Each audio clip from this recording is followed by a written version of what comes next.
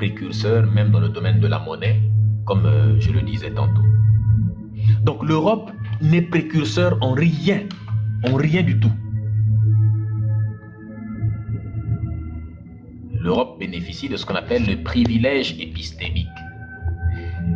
Vous devez découvrir aussi le concept de privilège épistémique. C'est quoi le privilège épistémique?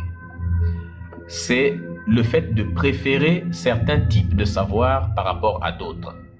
C'est de là que naît le concept d'injustice épistémique, justement.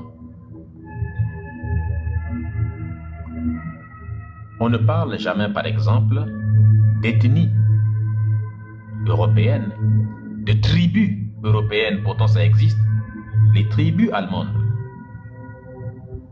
En Occident, on parle de culture, et ailleurs, on parle de folklore.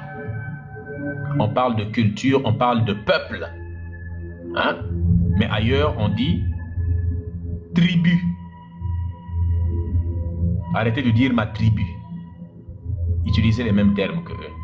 Le peuple, je suis de tel peuple, de tel peuple. Nous avons des peuples en Afrique. Et ils disent maintenant les tribus européennes. Là, tu dis, toi tu es français, tu es de quelle tribu? Non, il n'y a pas de tribu. Si, tu es breton, non? C'est une tribu. Non, c'est pas une tribu. Non, c'est une tribu. Pourquoi tu veux que moi j'ai des tribus en Afrique? Toi, tu n'as pas de tribu. Pourquoi? Moi, j'ai commencé à avoir des États avant toi. À l'époque, vous n'aviez que des tribus en Europe. Vous avez toujours des tribus aujourd'hui. Les Bretons, c'est une tribu. Les Occitans, c'est une tribu. Tu es Alsacien, non? C'est une tribu. Hein, tu es les Béarnais, là. Tu es Béarnais. Ils ont même leur langue. Jean Lassalle, par exemple, il est Béarnais. Il parle même le Béarnais encore. C'est l'une des langues qui commence à disparaître même petit à petit en France. Les Corses, c'est une tribu. Donc, il y a des tribus en France aussi. Les Wallons, c'est une tribu. En Belgique, la Wallonie. Hein? Les Flamands, c'est une tribu belge. Les Basques, c'est une tribu. Tout ça, ce sont des tribus. Mais les mecs, ils ne veulent pas dire. Hein, les Catalans, c'est une tribu espagnole. Hispanique, si vous voulez. Donc, il est temps de leur dire, vous avez des tribus, vous aussi. Pourtant, les Flamands et les Wallons, par exemple, ne s'entendent pas beaucoup. Hein.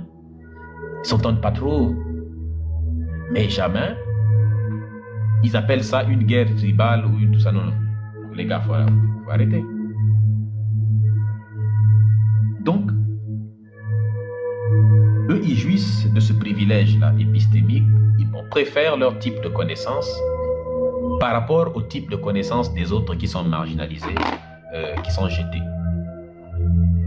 C'est dans ce but-là d'ailleurs même que Cheikh Anta Diop a écrit « Civilisation ou barbarie » pour montrer mais lesquels sont barbares en réalité et lesquels sont vraiment les précurseurs dans la civilisation chez nous.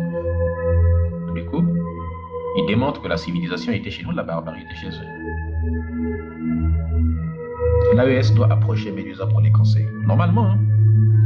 Tapotez s'il vous plaît. Qu'est-ce que la civilisation? En parlant de civilisation ou barbarie, justement. Je pourrais vous faire un live sur ça. Vu que je commence à voir que quand on aborde certains sujets comme ça, il y a des gens qui aiment bien écouter. Parce que vous ne vous rendez pas compte, mais vous êtes en train de lire un livre en quelque sorte.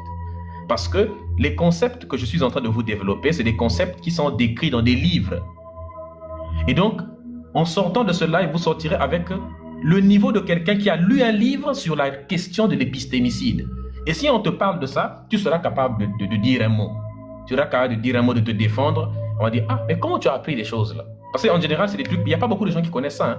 Vous allez trouver un vieux papa là qui est en train, des vieux là qui aiment donner les conseils aux gens dans le quartier, alors que lui-même, il amène son gros ventre à l'église catholique chaque dimanche avec tous ses enfants.